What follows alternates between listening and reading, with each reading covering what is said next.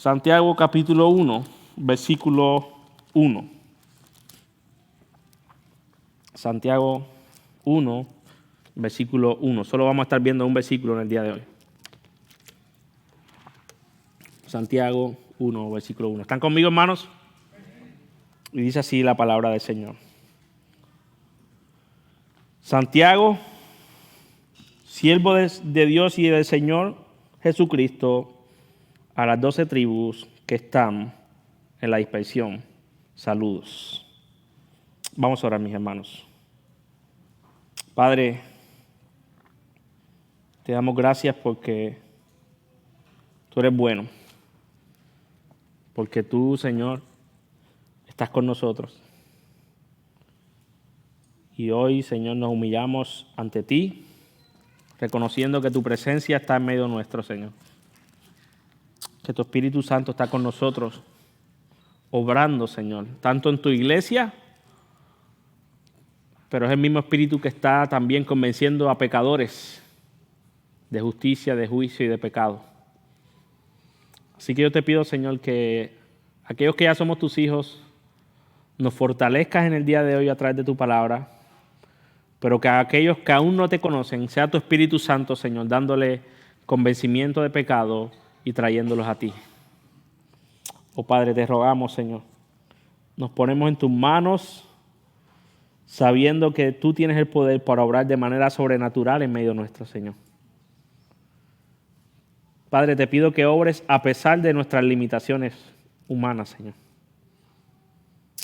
Oh Señor, dirige todo lo que hagamos y que tu Espíritu Santo me ayude y ayude a tu iglesia a recibir tu palabra en el día de hoy.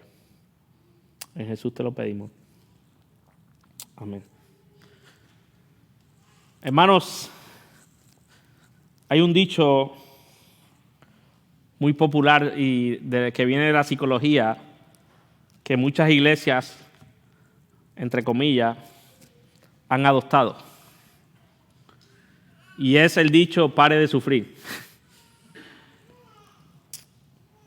Yo recuerdo en algunos años de mis primeros años de cristiano, tener esta idea de que el cristianismo o el evangelio viene a resolver cada uno de los problemas que yo enfrento en la vida. Y aunque la realidad es que el evangelio resuelve el problema mayor nuestro, que es nuestro pecado contra Dios.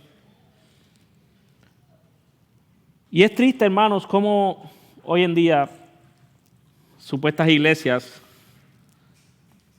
han diluido lo que es el evangelio a un pensamiento psicológico o un pensamiento motivacional. Pensamientos como si tú puedes lograrlo todo, piensa en ti, ámate a ti mismo, valórate a ti mismo, ámate primero a ti. Y todo eso, mis hermanos,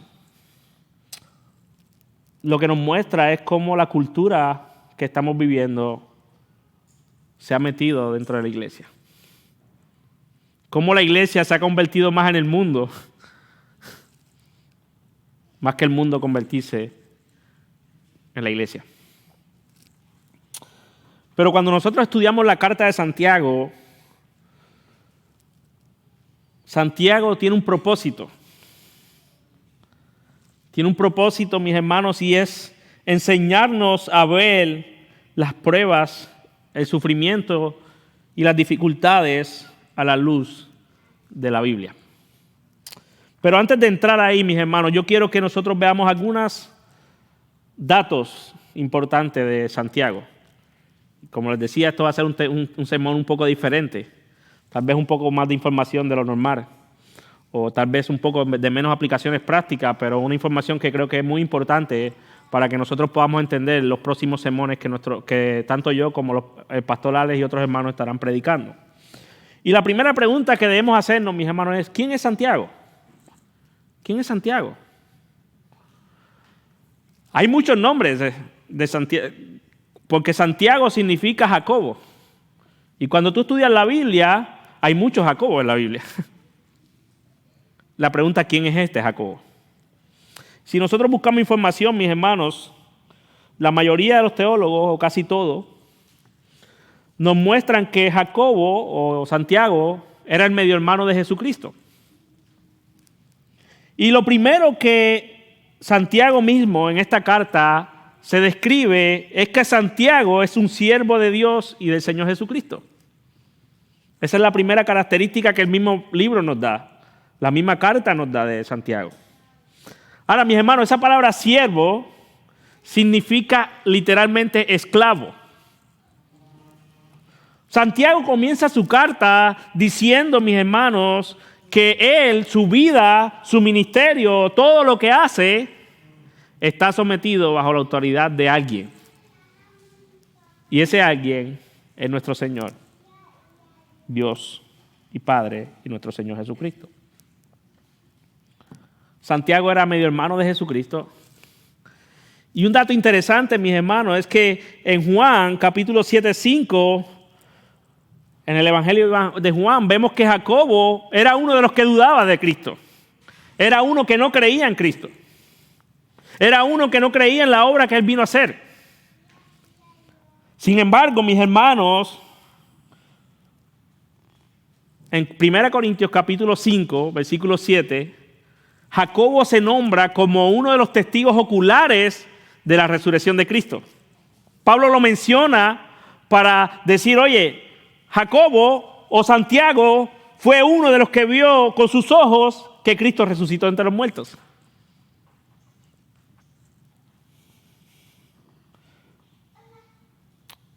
Santiago se convirtió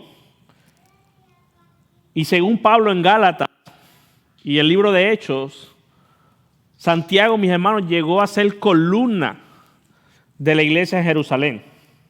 Santiago, mis hermanos, llegó a ser un líder influyente. En Gálatas 2:9, Pablo lo reconoce como una columna junto con Pedro y con Juan. Y en el capítulo 15, cuando se desata aquel conflicto, cuando el evangelio estaba llegando a los gentiles, que se hizo el concilio para ver si la salvación era por obra, si era por fe, Santiago, mis hermanos, en el capítulo 15 de Hechos, fue quien defendió la salvación por fe para los gentiles. Fue quien defendió que no se le impusiera la ley a los gentiles para ser salvos. Un historiador llamado Hegesi Pip, hablando de él, lo describe de la siguiente manera. Santiago testificó su extraordinaria piedad, su celo por obedecer a Dios y su devoción singular en la oración.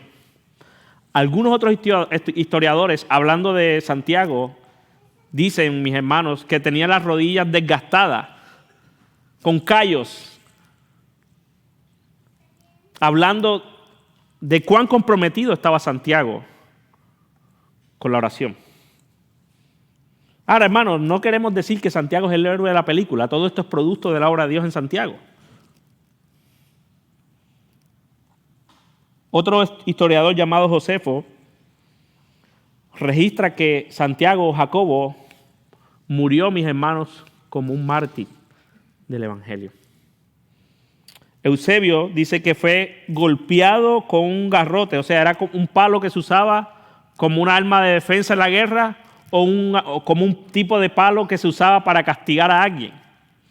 Y dice Eusebio que le dieron a Santiago hasta morir por causa del Evangelio, mis hermanos. Y yo quiero hacer un paréntesis y hacer una aplicación aquí, porque esto nos da mucha esperanza a nosotros. Hermanos, hoy en día hay personas dentro de nosotros que ni creen en Cristo, que están aquí y posiblemente han estado desde que plantamos. Y su fe ha sido una fe débil, han dudado, no sabemos si van, si vienen. Pero vemos que Santiago, mis hermanos, en Juan estaba opuesto o negándose a la obra de Cristo. Sin embargo, Dios lo convierte, se transforma y ahora muere por la causa de Cristo. Eso me enseña, mis hermanos, que hay gente aquí que todavía no han crecido, que probablemente no son cristianos, pero Dios tiene el poder para transformarlos en un siervo para su gloria.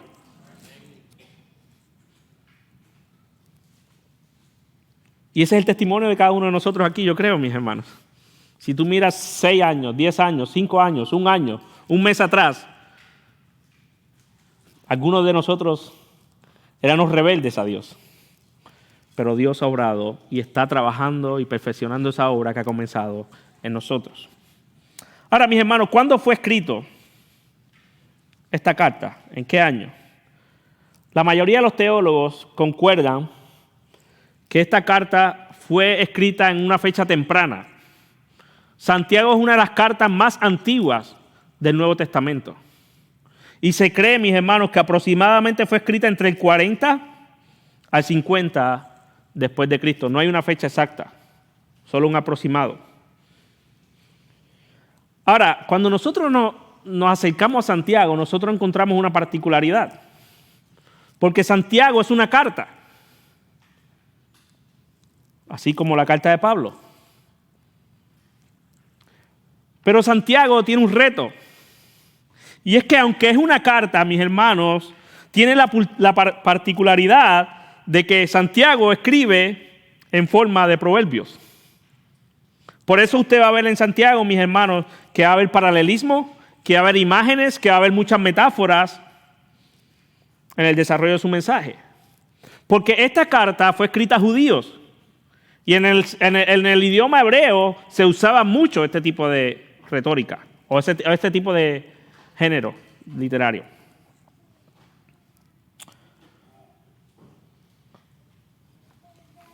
Por eso es difícil hacer una estructura de Santiago, porque pareciera que cada sección no tiene nada que ver con lo que viene hablando de anterior. Pero sí tiene que ver. Ahora, otra pregunta que debemos hacernos es ¿a quién le escribe Santiago? ¿A quiénes? Hermano, cuando nosotros tenemos un libro de la Biblia, una carta, es importante nosotros saber a quién le está escribiendo el autor. ¿Bajo qué circunstancias se encontraba la audiencia? Y no siempre en todos los libros de la Biblia tenemos esa actitud con quién era o a quién le estaba escribiendo, pero la mayoría sí. Y en este caso, Santiago mismo nos los da. Dice el versículo 1, Santiago, siervo de Dios y del Señor Jesucristo, ¿a quiénes? A las 12 tribus que están en la dispersión. Ahora, ¿qué se le viene a la mente cuando usted oye a las 12 tribus? Las 12 tribus de Israel. Las 12 tribus de Israel. Lo que Santiago está haciendo, mis hermanos, es usando el título que se le daba al pueblo de Dios en el Antiguo Testamento para decirnos a nosotros y darnos una pista de a quiénes le está escribiendo. Le está escribiendo a un grupo de judíos. Un grupo de judíos que según el versículo 1 estaban ¿qué? Dispersados. Estaban por todos lados. Ahora, ¿quiénes eran? ¿Por qué estaban dispersos? ¿Qué pasó? Bueno, mis hermanos, nosotros para eso tenemos que ir al libro de Hechos. Y qué bueno que nosotros estudiamos Hechos antes de Santiago. Porque si nosotros leemos Hechos, Lucas le escribe a Teófilo. Y en el capítulo 1 vemos que después de Cristo resucitar, se pasó 40 días con los discípulos hablándole lo referente al reino de Dios. Y ahí en el capítulo 1 vemos que el Señor le hace una promesa. Vayan a Jerusalén y ¿qué? Esperen la promesa del Espíritu Santo. Ustedes van a ser bautizados dentro de pocos días por el Espíritu Santo. Y en el capítulo 2, ¿qué pasó? Vemos que Dios envió el Espíritu Santo. Y dice en el capítulo 2 que todos fueron llenos del Espíritu Santo en el día de Pentecostés. Y hablaron nuevas lenguas y usted sabe todo lo que pasó ahí. Ahora, mis hermanos, luego del capítulo 2, que llega el Espíritu Santo, Pedro predica su primer sermón. Y Dios salva, ¿como cuántos? Como 3,000 personas. Luego vuelve Pedro en el capítulo 3 y predica su segundo sermón en el libro de Hechos. Y dice la Biblia que se convirtieron como ¿cuántos? Como 5,000 personas, mis hermanos. Y si nosotros leemos, seguimos leyendo en el capítulo 5, versículo 14, dice que había una gran multitud de hombres y mujeres que se añadían constantemente a la iglesia. Y eso trajo un problema, como vimos hace poco en Hechos 6, versículos 1 al 7, que las vidas empezaron a ser desatendidas de tanta tarea que había, mis hermanos. Ahora, el evangelio estaba obrando de manera poderosa, mis hermanos. Los discípulos habían sido empoderados por el Espíritu Santo para predicar al Cristo resucitado desde Jerusalén, Judea, Samaria hasta los confines de la tierra, según Hechos 1:8. Y esto, mis hermanos, trajo una gran persecución. Esto trajo una gran persecución en el libro de Hechos, cuando Esteban murió. Y cuando acusan a Esteban por predicar el evangelio, ¿y Esteban qué hace? Los confronta con el evangelio. Y dice la Biblia que esta gente se airaron, se incomodaron a tal punto, mis hermanos, que Esteban murió apedreado por el evangelio. Eso lo vemos ahí en Hechos, capítulo 7 y 8. 6 al 8 al 8, capítulo 1, versículo 8, como hasta el 4. Miren lo que dice de lo que produjo esto, mis hermanos. Hechos 8, versículos 2 y 3. En aquel día se desató una gran persecución contra la iglesia en Jerusalén. ¿Y qué pasó? Todos fueron esparcidos por las regiones de Judea, Samaria, excepto los apóstoles. Algunos hombres piadosos sepultaron a Esteban y lloraron a gran voz por él. Pero Saulo, quien fue Pablo después, hacía estragos en la iglesia, entrando de casa en casa y arrastrando al hombre como mujer, y los echaban a la cárcel.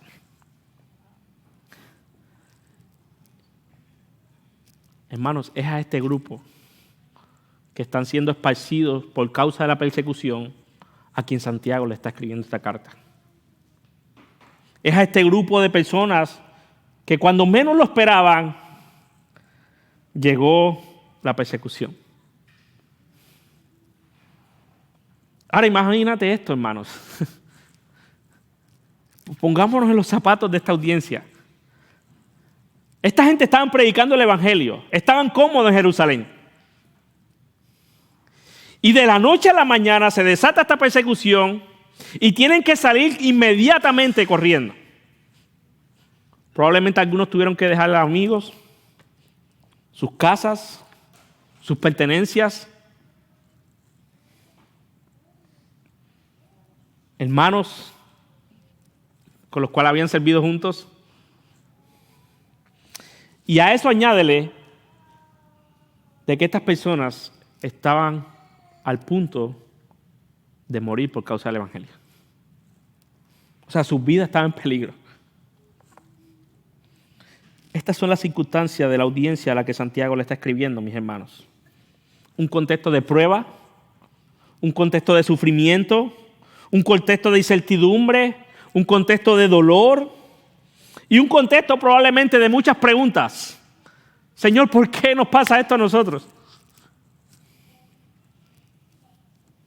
Ahora, ¿cuál es el propósito de Santiago al escribirle a esta audiencia? ¿Cuál es el argumento de Santiago en su carta? Hermanos, tengan paciencia, que hoy es una introducción nada más. ¿Qué quiere enseñarnos Santiago a nosotros hoy? Yo creo que lo que Santiago enseña en su libro es el siguiente argumento. Y yo creo que me lo van a poner por ahí. Yo creo que lo que Santiago está enseñando, después de haber estudiado la carta, lo que él está haciendo es esto. Yo creo que lo que Santiago quiere enseñarnos, mis hermanos, es que nosotros somos bienaventurados en la prueba de nuestra fe cuando perseveramos hasta que Cristo venga. Ese es el mensaje de Santiago. Somos bienaventurados, somos dichosos. Pudiéramos decir que somos privilegiados cuando sufrimos. Pudiéramos decir, aunque no somos egoístas, ninguno aquí quiere sufrir. Pero cuando nosotros sufrimos, mis hermanos, esto debe producir en nosotros gozos. Y vamos a ver por qué más adelante. Y no me quiero meter mucho en eso porque Alex va a predicarnos, el pastor Alex nos va a estar predicando la próxima semana de eso. Pero Santiago lo que está diciendo es bienaventurado en quien en la prueba de su fe persevera hasta que Cristo venga.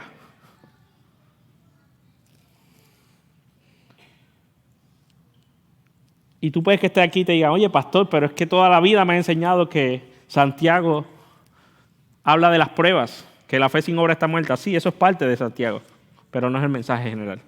Aunque sí Santiago es un libro o una carta muy práctica, pero no es el mensaje general de Santiago.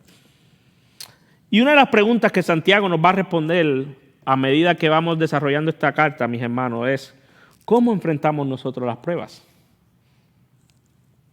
¿Qué Dios está haciendo en medio de nuestra fe, de las pruebas de nuestra fe?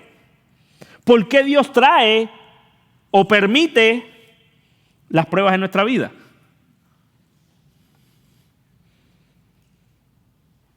Y Santiago comienza su carta, hermanos,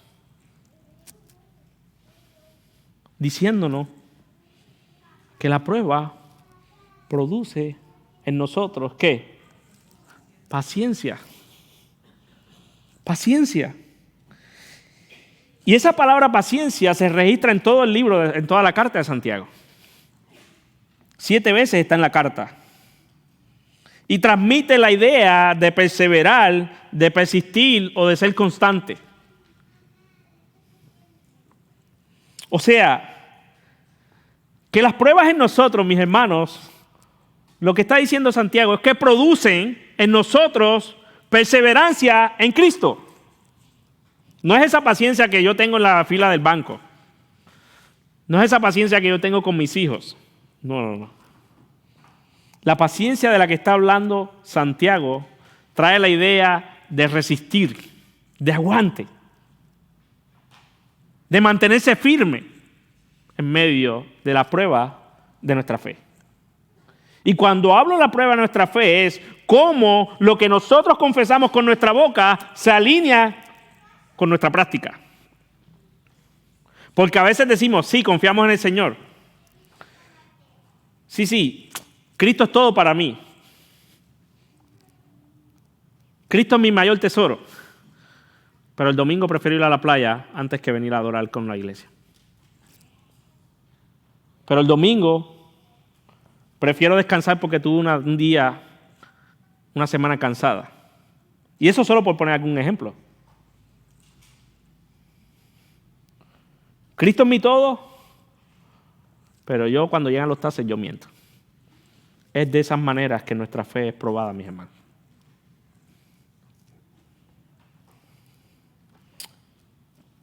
Y lo que Santiago quiere en su carta es convencernos y ayudarnos a ver cómo nosotros estamos enfrentando las pruebas de lo que creemos. Cómo nosotros estamos enfrentando los desafíos que tenemos como creyentes. Cómo nosotros nos enfrentamos los retos y desafíos que encontramos en este mundo caído. Ahora, no solo el contexto nos informa de que Santiago quiere hablar de las pruebas, porque si vemos, la iglesia está en persecución. No solo la primera parte de Santiago nos muestra cómo es. Y vamos a leerlo otra vez. Lean conmigo ahí Santiago 1, versículos 2 al 4. Tengan por sumo gozo, hermanos míos, cuando se hallan en diversas pruebas, sabiendo que la prueba de su fe produce ¿qué? Paciencia, y la paciencia tenga su perfecto resultado para que sean perfectos y completos sin que nada le falte. Pero lean el versículo 12. Bienaventurado el hombre que persevera bajo la prueba. Hermanos, Santiago quiere abrirnos los ojos. Y no me quiero meter en todos estos versículos porque Ale está trabajando en su sermón. Pero Santiago quiere abrir nuestros ojos para que nosotros entendamos que las pruebas son buenas para nosotros. Que las pruebas son necesarias y que nadie de nosotros las puede evitar. Nadie. Así que si cuando usted está en una iglesia que te dicen para de sufrir, salga corriendo por la otra puerta. Porque los cristianos han sufrido y sufrirán por todo el resto de la vida. Los cristianos, mis hermanos, han enfrentado retos por toda la historia del cristianismo. Y Pablo comienza exhortándonos y exhortándoles a ellos que en medio de todo lo que estaban pasando, en medio de toda la persecución que estaban pasando, ellos pudieran gozarse en medio de la prueba, sabiendo que esa prueba estaba produciendo en ellos paciencia, perseverancia, resistencia. Pero Pablo no solo comienza su carta así. Miren cómo Pablo termina su carta en el capítulo 5, versículos 7 al 11. Pablo comienza en su primer capítulo y cierra su carta en su último capítulo exhortándolo a lo mismo.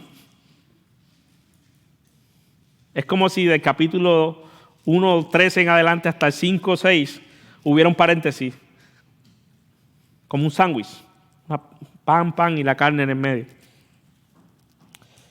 Y la manera en que Pablo anima a estas personas que estaban sufriendo es usando dos ejemplos que ellos conocían muy bien por ser judíos. Dos ejemplos que ellos conocían muy bien para animarlos en medio de las pruebas que ellos estaban enfrentando. Y el primer ejemplo que Santiago les da, ¿cuál es? A los profetas. Y el segundo, a Job. Versículos 5 del 10 al 11. Miren cómo dice. Hermanos, tomen como ejemplo de paciencia y aflicción a los profetas que hablaron en el nombre del Señor. Hermanos, los profetas sufrieron. Jeremías, ¿cuántos años estuvo predicando y profetizando? ¿Y cuántos lo escucharon?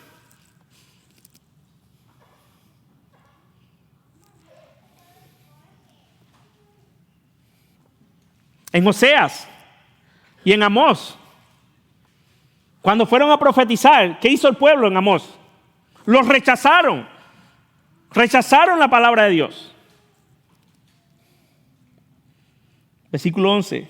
Miren, tenemos por bienaventurados, una vez más, en el capítulo 1, versículo 12, son bienaventurados los que están bajo la prueba. Capítulo 5, versículo 11, miren, tenemos por bienaventurados a los que sufrieron, a los profetas, a Job.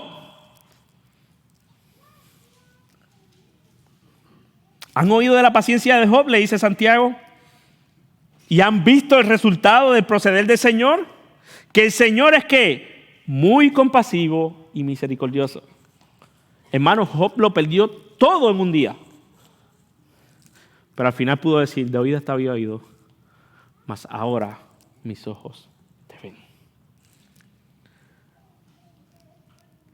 La prueba de Job produjo paciencia, perseverancia, resistencia y gozo a Dios.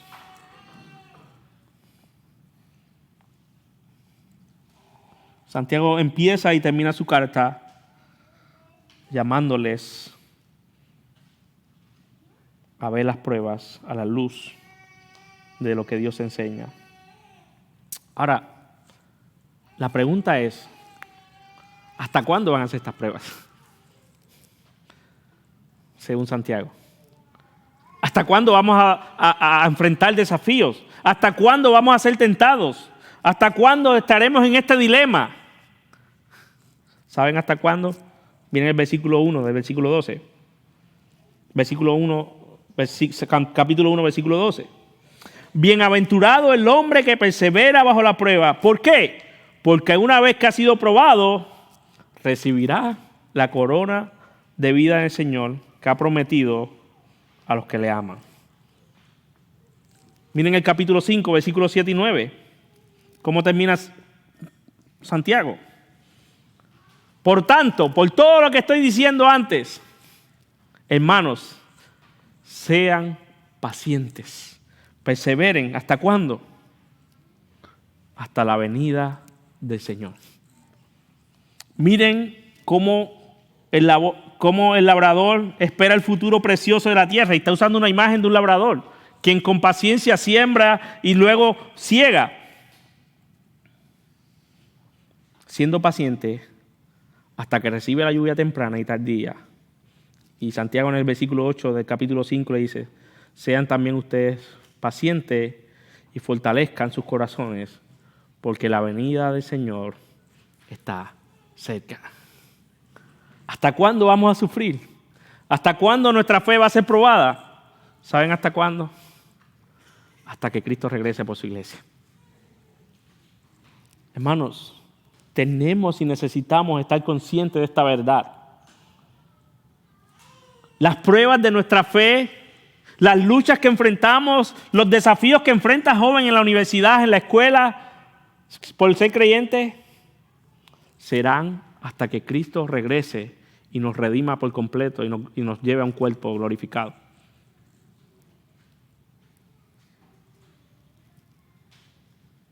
Y solo con esta convicción, mis hermanos, y solo estando conscientes de esta verdad, podremos enfrentar las pruebas bíblicamente. Solo con esta verdad, mis hermanos, podremos enfrentar las pruebas con sabiduría. Ahora, otra pregunta. ¿Qué hacemos mientras esperamos que Cristo regrese por nosotros? Bueno, mis hermanos, eso es lo que vamos a estar viendo en los próximos 11 semanas. ¿Qué vamos a hacer? Eso es lo que Santiago nos va a estar enseñando en las próximas semanas. Que vamos a estar viendo. Veremos cómo debemos gozarnos en medio de las pruebas. Veremos cómo Dios obra en medio de las pruebas. Veremos cómo Dios nos llama a ser hacedores de la palabra en medio de las pruebas. Veremos cómo Dios nos llama a no hacer acepción de personas en medio de las pruebas. Veremos cómo la fe sin obra está muerta. Veremos cómo debemos frenar nuestra lengua, mis hermanos. Veremos cómo vivir con la sabiduría de lo alto en medio de las pruebas. Veremos que no debemos gloriarnos en la mañana en el día de las pruebas. Veremos cómo podemos cultivar esa paciencia en medio de las pruebas. Y finalmente en el último capítulo veremos cuál es la oración que debe estar presente en nosotros en medio de las pruebas. Hermanos, ¿qué piensas tú de las pruebas?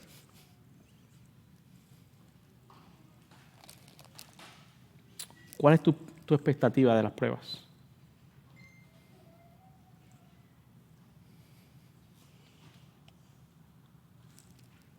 ¿Qué te han enseñado a ti de las pruebas? ¿Con qué sabiduría tú estás enfrentando las pruebas? ¿Con la sabiduría popular?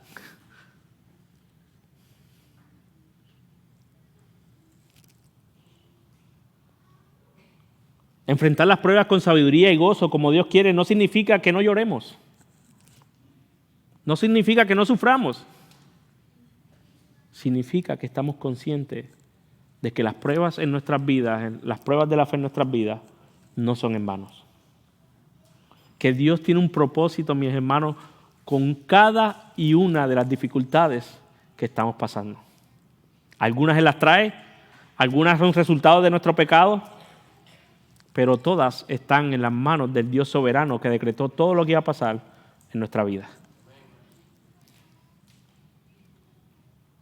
Hermano, la prueba de tu fe no es en vano, porque Dios está produciendo en ti perseverancia. Dios está produciendo en ti resistencia. Dios está produciendo en ti gozo en medio de la prueba. Por tanto, amigo y hermano, no desprecies la prueba de tu fe.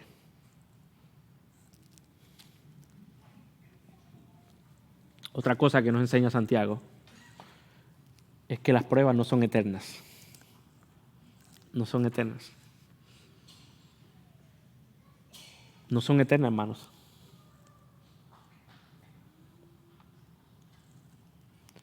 Puede que estés en el tubo negro, en el túnel donde no veas el sol. Puede que ya no tengas fuerzas para seguir luchando. Puede que la prueba de tu fe te ha llevado a cuestionarte. Te ha llevado a cuestionar a Dios. Te ha llevado a afligirte de tal manera que ya no encuentras esperanza. Pero quiero decirte algo, hermano. Un día el Señor nos enjugará todas lágrimas. Y ya no habrá más sufrimiento. Ya no habrá más pruebas. Ya no habrá más pruebas. amigo que estás aquí, yo te pregunto, ¿qué esperanza tienes tú en medio de las pruebas de este mundo? ¿Qué esperanza tú tienes? Los cristianos sí tenemos una esperanza, pero si tú estás sin Cristo no tienes ninguna. De hecho, la prueba que estás pasando y el sufrimiento que estás pasando no será comparable cuando Dios descargue su santa ira sobre ti en el infierno por pecador y por darle la espalda a Dios. Hoy, amigo, tú puedes recibir esta esperanza y comenzar a decir, soy bienaventurado cuando sufro. Hoy tú puedes venir y encontrar esa esperanza eterna. Hermano, Santiago será interesante para nosotros. Y es mi oración y es nuestra oración como pastores y como los hermanos que estamos preparándonos para predicar, que el Señor use esta serie para mostrarnos más de nuestro pecado y llevarnos a los pies de Cristo. Y nos lleve a vivir diciendo que somos bienaventurados cuando enfrentamos las pruebas de nuestra fe hasta que Cristo venga.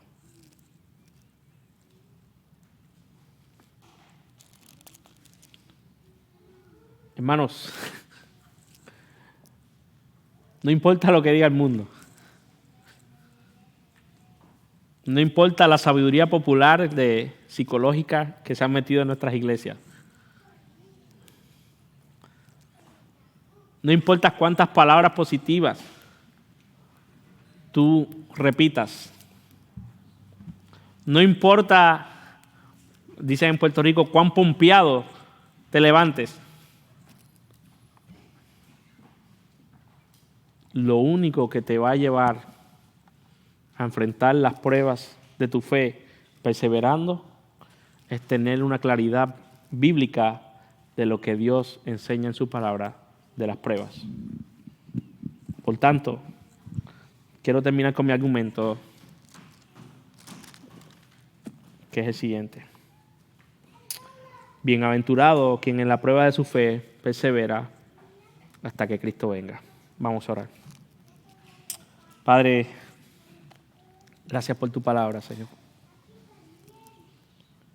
Gracias por recordarnos hoy una vez más, a través de la carta de Santiago y esta introducción, que tú eres fiel, aún en medio de las pruebas de nuestra fe. Porque tú estás usando las pruebas de nuestra fe para hacernos perfectos, completos y hacernos perseverar hasta que tú vengas. Padre, gracias, porque tu palabra dice en Romanos capítulo 8 que a los que te aman a ti, todo coopera para bien. Esto es conforme a los que han sido llamados y Dios ha salvado. Gracias, Señor, porque nada en nuestra vida se escapa de tu perfecta y santa voluntad. Padre, gracias por darnos el privilegio hoy de comenzar esta nueva serie en Santiago. Te rogamos, Señor, que tu presencia en medio nuestro obre de manera tal que podamos ser más santos, que podamos deleitarnos más en ti, que podamos disfrutar de nuestra relación contigo y que podamos ver cómo se armoniza nuestra fe declarada por la boca con nuestra fe que practicamos, Señor. Padre, quita de nosotros la sabiduría popular de este mundo y darnos una mente renovada por tu palabra. Gracias, Señor, porque tu palabra es fiel. Te lo pedimos todo en el nombre de Jesús. Amén.